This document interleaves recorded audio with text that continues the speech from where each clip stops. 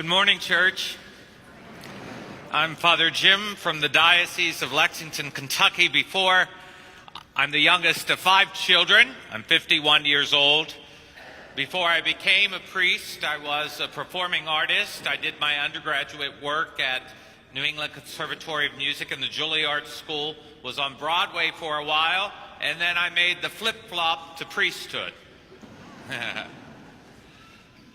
I was pastor and the only priest at one of our larger parishes for the past 12 years. I've had a school, a Hispanic community, and a college that I oversaw. And then 3 years ago, this past November, my life kind of took a drastic turn. I was sitting at my desk, minding my own business, when I felt someone staring at me.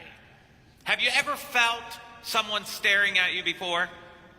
Hello? Good morning? Hello? Can't be asleep already, my gosh. Have you ever felt someone staring at you? Yeah. So I looked up, and in my face, white as a ghost, was my secretary, Kelly. And I just kind of looked up, and she said, "Father Jim." And I said, yes? She said, "Pick up the phone." And I said, what for? She said, "You have a phone call." And I'm like, duh. Who is it? She said, "It's the Pope." And I went, right. Yeah, sure it is. And she said, "No, Father Jim, pick up the phone. It's Pope Francis." And I said, "I ain't picking up the phone. Okay." She said, "No, pick up the phone." I said, "Kelly, we have worked together for 11 and a half years, okay? I know the games you play, okay? We're not picking up the phone." And she slammed her hands on the desk and she said, "Pick up the phone." So this is exactly what I did. I picked up the phone and I went, "Yo, who's there? Talk to me, baby, talk."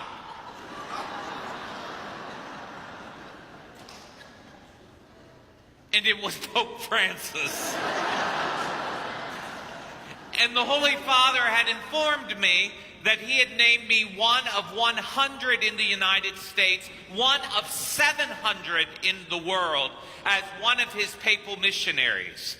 And so he called all of us, the 700 of us priests, to Rome, and we gathered in a church like this. And unbeknownst to 4 of us who were present, 4 would be selected to live with Pope Francis. Pope Francis does not live in that big apostolic palace. You know that window you see him lean out of? Pope Francis has chosen to live in a 300-room dormitory called the Doma Santa Martha, the house of Saint Martha. And so they brought a basket forward, and Monsignor picked the first of the 4 names, and he opened it up and said, "From the United States of America, Father Jim Sitchko." And I jumped up and screamed, "That's me! I won! That's me!" And all the other 699 priests looked like some of you.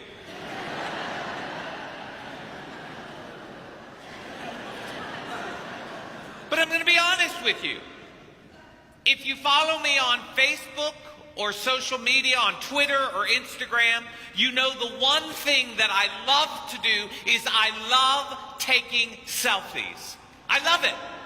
This is my first ever visit to Orlando and Winter Park. I've never been in this area before. I am got to get a selfie with Mickey. I'm just telling you right now. I am destined.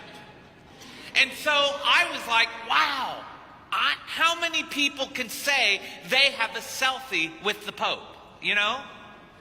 And so they took the 4 of us over to the Doma Santa Martha, and the first thing they had us do was sign paperwork. So I'm signing the paper. I don't even know what it says. It's in Latin. I don't even read Latin.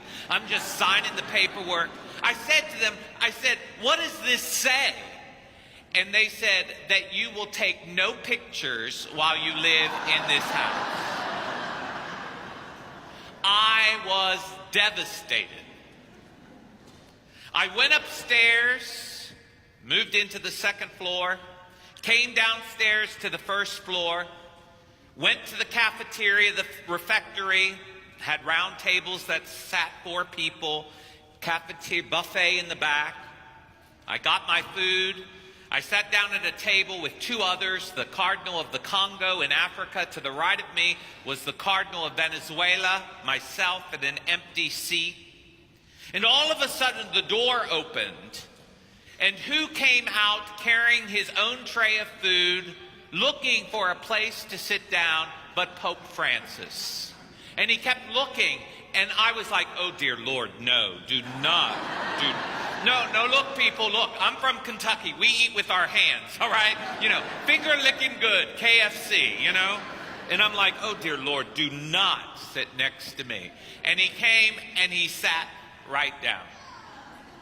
And whenever I'm back at the house, he and I have either breakfast, lunch, or dinner together.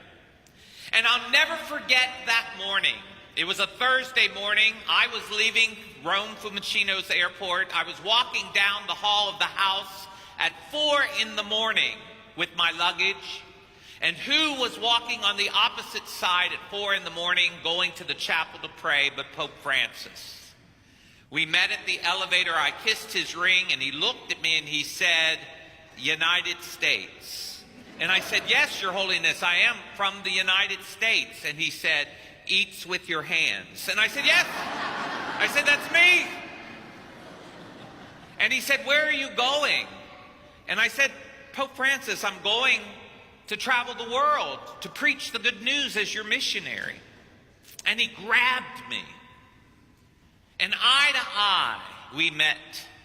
And in that deep Argentinian voice in English, he said to me, pray for me.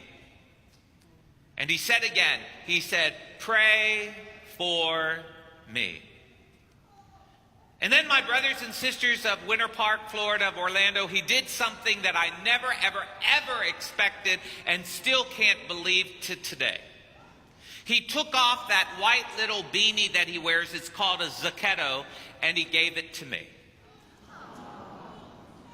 And he said, you take this wherever you go. And you remind the people of God that God loves them, that God's mercy is theirs, and that God will never, ever, ever abandon them. And then he pushed the down button to the elevator. And I kind of looked around for any Swiss guards, any security. I kind of looked up for any cameras. And I said, Pope Francis. And he said, yes. I said, can I have a selfie? Yeah, there it is. There it is. There we are. That's right. Yeah, and wait. And I just got back from being at the house. Hold on, here's our latest one. There we are. There we are. And so I came back to the United States, and my bishop, who's a brand new bishop, 49 years old, Franciscan, wears nothing but his habit and his sandals. The first thing he did when he became bishop is he sold the bishop's house for $800,000 and moved into a 1-bedroom apartment with other priests next door. And he said to me, he said, Father, how would you like to travel not only as a full-time papal missionary, but how would you like to travel as a full-time Catholic evangelist? And I said, I'll do it. And he was like, all right. And I said immediately right there, my brothers and sisters, without any thinking, I said to him, if you allow me to travel the world as a papal missionary and as a full-time evangelist, I will not take any salary, I will not take any living expense, I will not take any insurance or food allowance. I will go town to town, state to state, nation to nation, preaching the good news of Jesus Christ and living solely off the goodness of others. And don't worry, people, I ain't taking up a collection, all right? I can already see the hair rising on the... And so that's what I do. You know, last week I was in Rome, then I was in Kentucky, and then Louisiana. This week I'm in Florida. On Thursday morning I'm in Los Angeles. On Friday I'm back to Tennessee. Then I'm in Missouri. Then I go to the Philippines. Como esta pare mabuti salama po over there. There they are. And then from the Philippines, I'll go to Vietnam, and then I'll go to China, then I'll come back to the United States, to Nebraska, town to town, state to state, nation to nation, preaching the good news of Jesus Christ. And so what brings me here?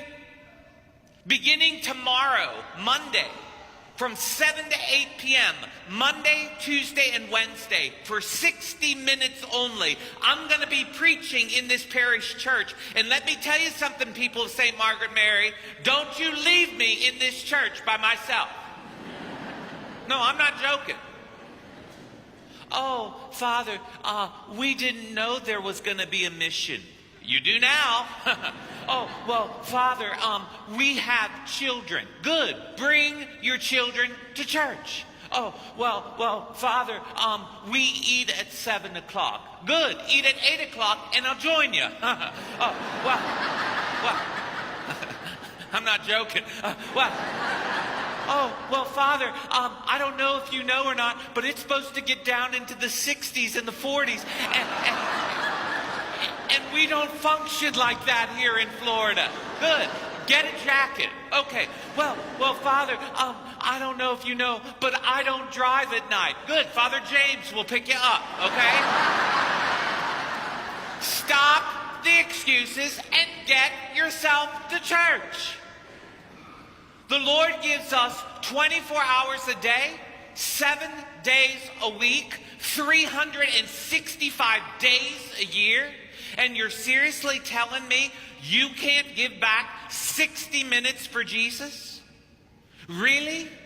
You're telling me that your life is so busy, so hectic, that you can't give back 60 minutes for the man who hung on a cross, who died from blunt force trauma, asphyxiation, and a lack of blood for you and for me? Really? My brothers and sisters, what are you doing here this morning? Do you really think, and if you really think, that just being at Mass every week and is going to assure you heaven, let me tell you something. You're going to be in the smoking section for eternity.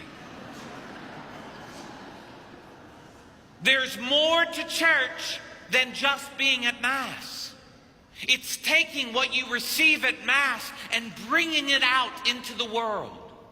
It's being Christ to the world. I will guarantee you this, my brothers and sisters.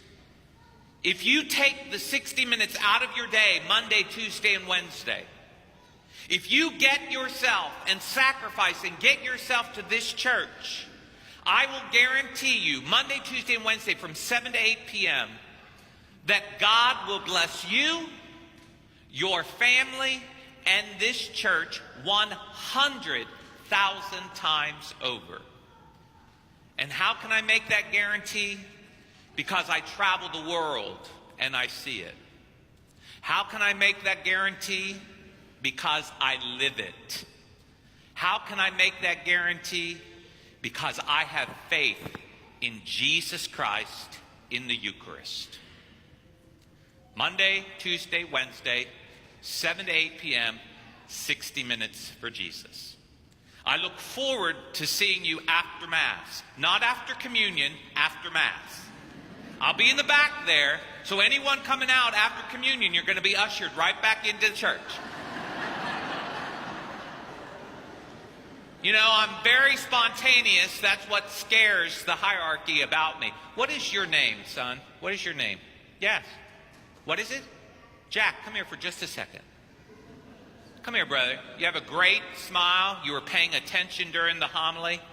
You know what I'm going to do? I'm going to give you something that most people never have received. I'm going to give you a blessing, especially from Pope Francis today.